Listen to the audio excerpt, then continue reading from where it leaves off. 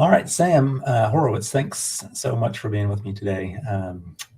Just by way of introduction, I looked at your bio on your website, Sam, board member, co-founder of Badge of Honor, which I'm excited to hear about that. Former law enforcement officer, U.S. Secret Service agent, 9/11 first responder. You've got a law degree, a criminology degree, been featured on all kind of news networks and magazines and just all kind of things. So I'm just grateful to have you here, and you can add this interview to your resume now. Well, thank you, Bo. It's a pleasure to be with you and an honor. Thank you for your service, what you have done, and mine is just a little slice in this great big world that we're all aligned with to heal others now. Well, I guess if we all take care of the little slice around us, maybe we can make a difference. So I think so. I appreciate the work that you do, and I can't wait to hear just all about Badge of Honor and your experience. So I guess for starters, tell me about you. How did you get where you are today? How did you get to be part of Badge of Honor, and just some of your background with law enforcement? Yeah, I feel like I've lived a whole bunch of lives, and very lucky to be here. I just am somebody that doesn't really like to sit behind a desk. I knew very early on that I wanted to serve my country, doing something. I come from a family of veterans. All the guys in my family serve. All the way back. My grandfather was in the Battle of Guadalcanal. So I've been very connected to the military community for a very long time. I have a lot of friends, some still active, others contractors. And, I did the typical school route, went to college, and then ended up in law school because of some internships that I was exposed to. And I knew I wanted to go the federal investigative route, and law school was just a chance to be like, well, let me actually learn about what I'm going to be involved in the prosecutorial process of, and how that works in the courts. And ended up applying for all the 3-letter agencies, and this one 4-letter agency called USSS came across my desk, so to speak. And my dad was in the doing government work at the time, and he said, well, what about the Secret Service? And I was like, aren't those the guys that wear dark sunglasses and suits and protect the president? And it was like, well, there's a whole investigative units outside of DC. So here, look into it. I applied. I went through special agent in training in the beginning. Got an invitation. It is an invitation. It's not like you're checking boxes. You are invited to continue your training with the Secret Service and eventually become an agent. And that's what I did. And although I went in for the investigative process, I fell in love with the protection part of it. And being in New York City with the UN, there was no shortage of protective assignments. And everything was going great until some guy named Mohammed Atta decided to fly a plane into World Trade Center 1. I was in the elevator just going to work that day, and tried to take me out. So So were you in the World Trade Center? With me in it, our building was 7 World Trade, the last one to come down that day, and I escaped from World Trade 1. Wow. That changed the entire trajectory, not only of my law enforcement career, but my life. It was, yeah. Man, gosh, that's quite a story. So you had a full career in Secret Service? Well, I had a career in law enforcement, so I didn't do 20 years as an agent because of 9/11. Yeah. We were not educated about post-traumatic stress at all, and things started evolving after 9/11, the days, the weeks, the months after, to where I thought I was going crazy, like I was losing my mind. Sleep was really bad. lots of nightmares, Mm. and the hypervigilance startle reflex, not wanting to be anywhere near the city. So kind of taking different routes around to where our office was relocated, which was above a BMW car dealership, kind of different. And for the Secret Service, it was a very unique office. It only housed 3 of our squads, and it had no doors. Oh, You wow. know, we just handled really high profile stuff, but no doors, Yeah. there's a difference. And all these years later, I can laugh about it, but truly it's like, how do we do proper investigations with other people that could just wander in? Yeah. But Oh, goodness. with that, asking for help and not receiving it, it just, the wheels fell off. So And tell me about that. So you had this incredibly traumatic experience, obviously, quickly began to notice the effects of trauma. And you say you asked for help and didn't receive it? yeah, I didn't recognize the effects. I recognized that things were not going well.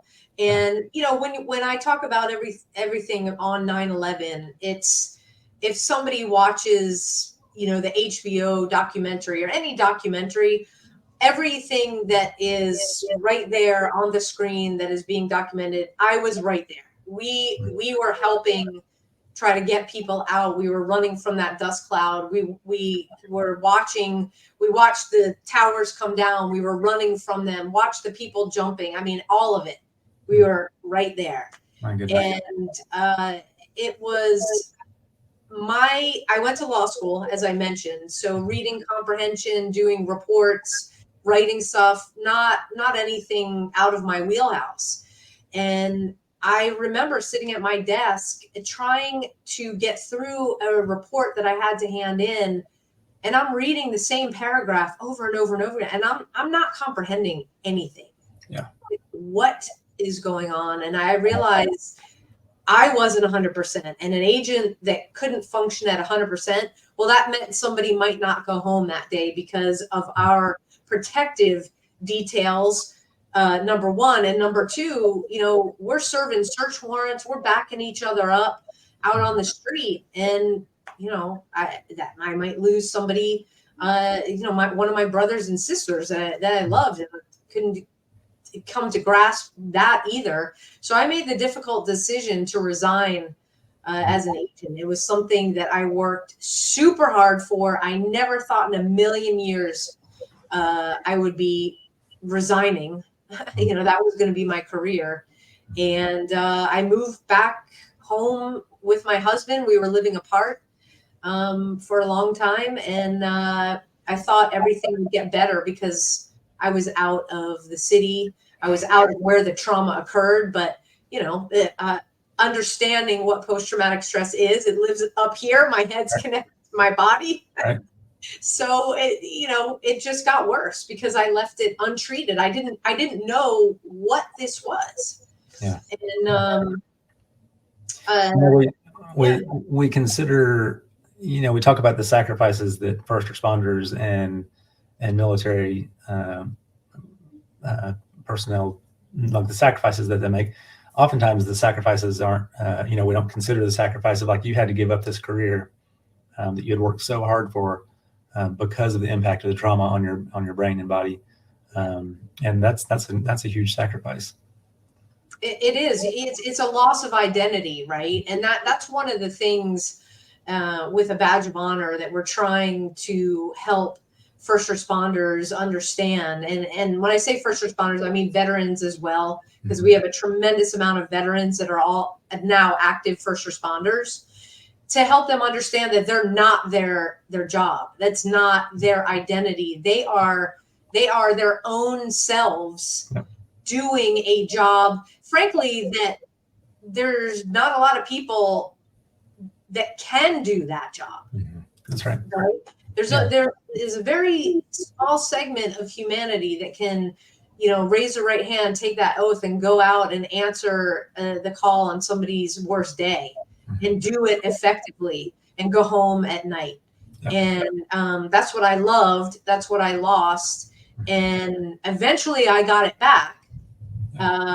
because, you know, as the symptoms got worse and worse and worse, you know, I just wanted to check out. All I wanted to do was have it stop. Mhm. And, you know, because I didn't know what questions to ask, I wasn't going to admit, hey, I think I'm a crazy person, right? Because that's what it feels like. Nothing makes sense anymore. Yep. And, you know, I'm in my basement with my gun and a whole bunch of alcohol, and I tried to take myself out. And, you know, I grew up in a religious family, and the big man upstairs, he spoke to me that night. I tried to ignore him. I really did. But he wouldn't let me go. And eventually, as I'm sitting in the basement pulling the trigger, he sent my dog to interrupt my suicide attempt. And it is why I'm sitting here right now with you. Yeah. Well, thank God he sent the dog to intervene. Yep, and it took a whole bunch of years and moving to Texas to and a lady I was doing a book signing at a church, and she said, "Sam, you know what dog spelled backwards is?" And I was like, "Oh my, huh. You fill in the blank." My goodness. Yeah, and so I will never be without dogs. Oh man, no kidding. Gosh, what a story. So tell me about I mean, whatever you're comfortable sharing, I'd love to hear about your healing journey. So you've been through so much trauma. You've clearly done a lot of healing. You've been on this journey, which I mean, I believe that our healing journey is a process that continues on, you know, for the rest of our life. And you're on that journey now. You've experienced a lot of healing. Tell me kind of how that happened, how you experienced healing. Yeah, absolutely. You are 100% correct. And my healing came in the form of EMDR. I had no idea that my mom and my husband were kind of watching me fall into this abyss, you know, of where I almost didn't come out of. And my mom is responsible for getting me in touch with a very skilled therapist who had been working with the veteran population in something called EMDR, or eye movement desensitization reprocessing.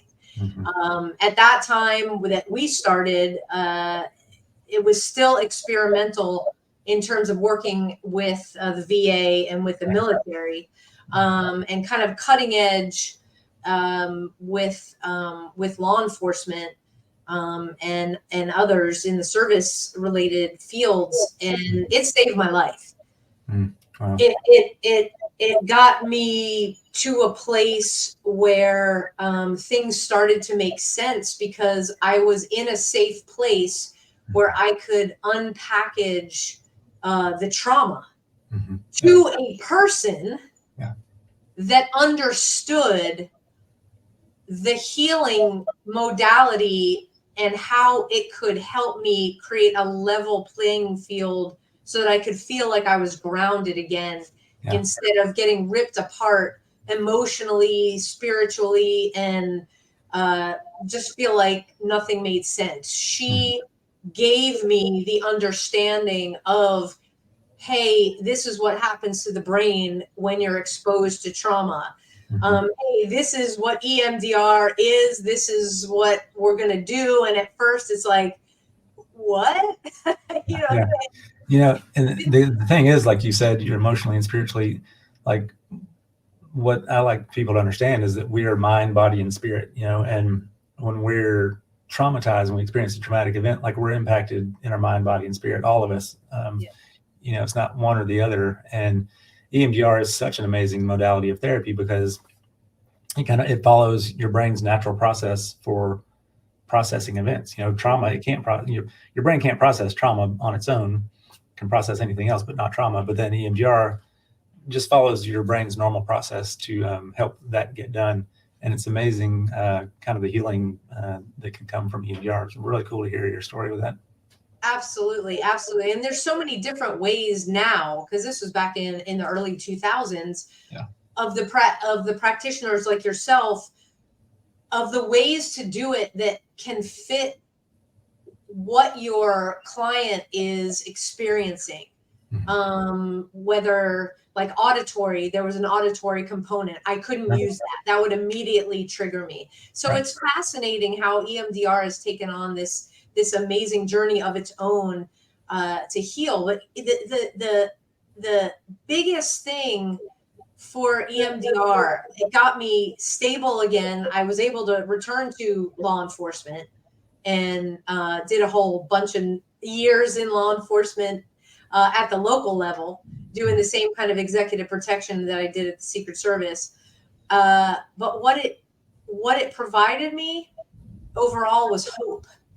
Mm-hmm. That I came from something that I never thought I'd experience, that I couldn't make sense of, that I thought was going, I tried to take myself out. Yeah.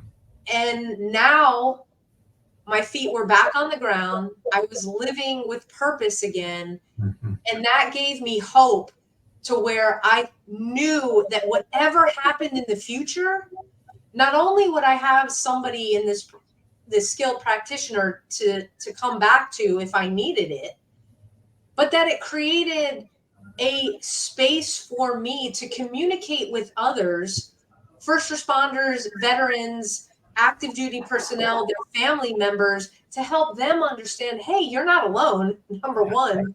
Yep. And number two, we can get through this together.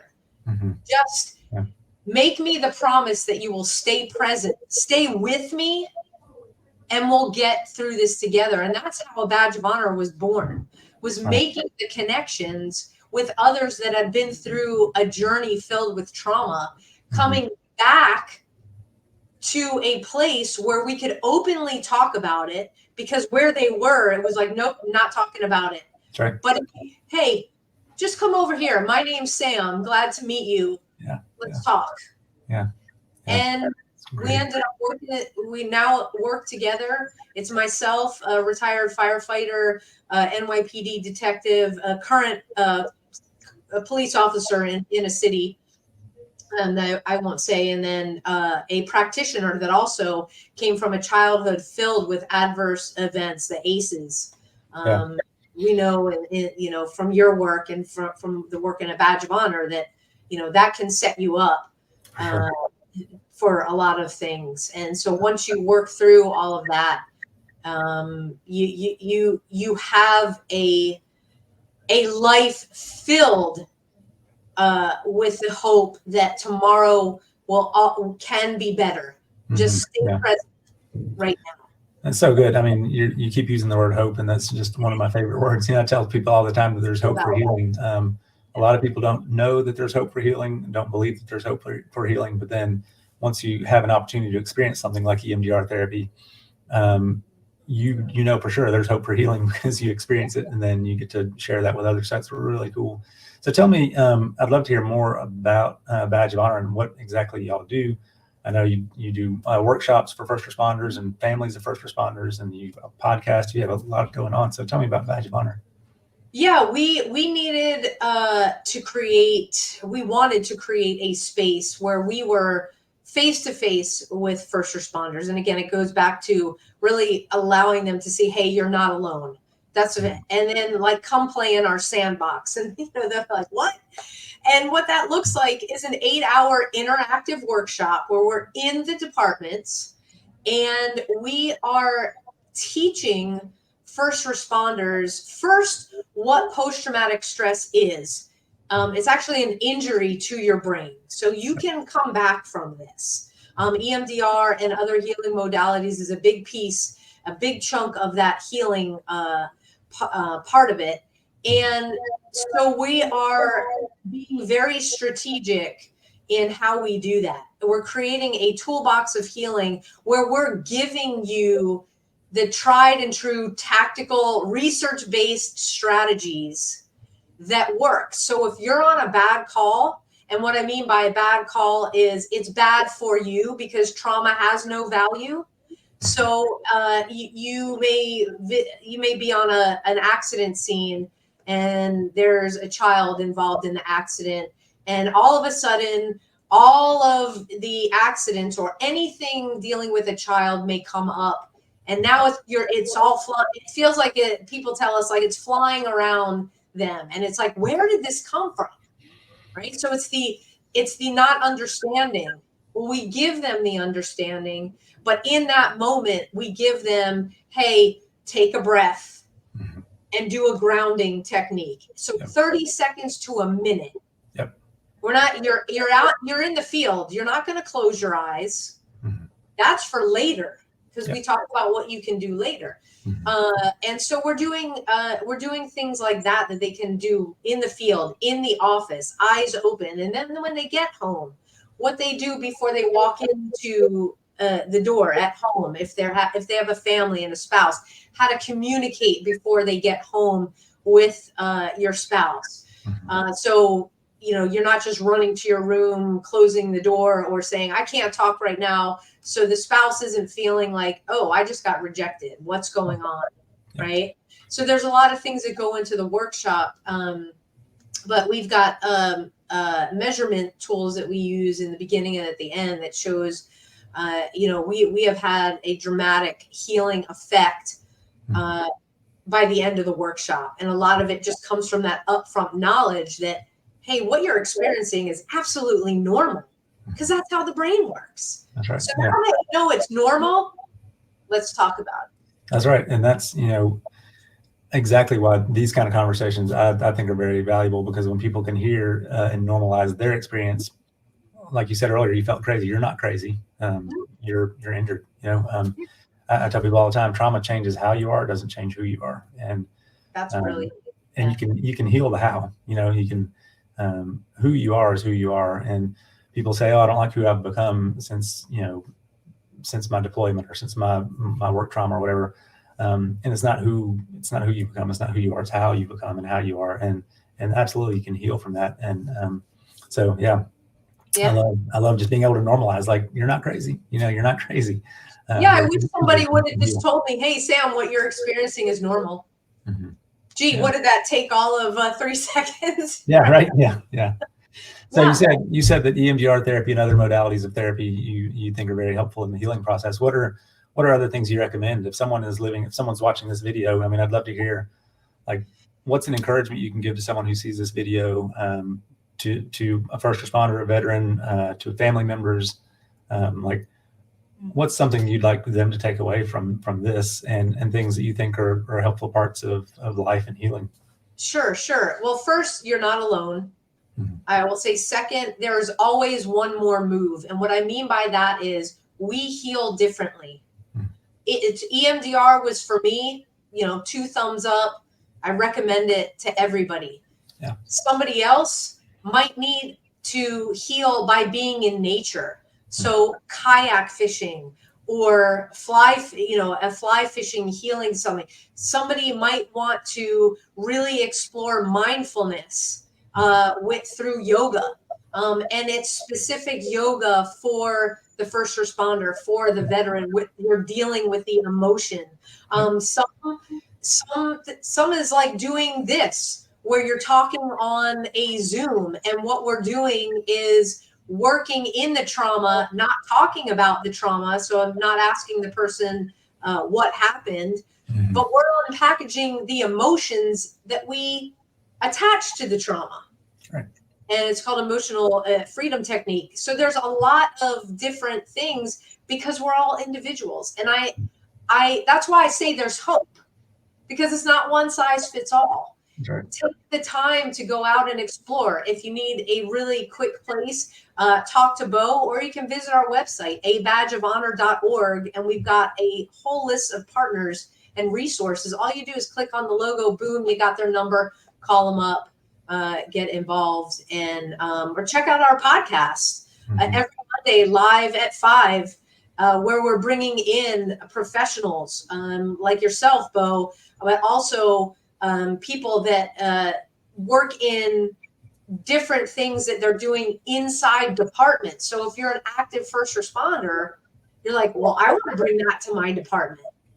Different programs that you can do while at work. And you're pulling back the veil on what post-traumatic stress actually is. You're also healing yourself, and you're creating a healthy environment at home and at work. And that's what it's all about. Mm-hmm. Yeah, fantastic. Sam, thank you so much. My goodness, it's great to have this conversation with you. I love hearing just your story and what you're doing now. Just one more time, how can people find you, the podcast and the website? Yeah, abadgeofhonor.org. Okay, cool. Simple. Yep. Fantastic. Thank you so much, Sam. Very grateful for your time and grateful for what you're doing. Oh, well, thank you, Bo. Ditto to you as well. Thank you so much. Thank you.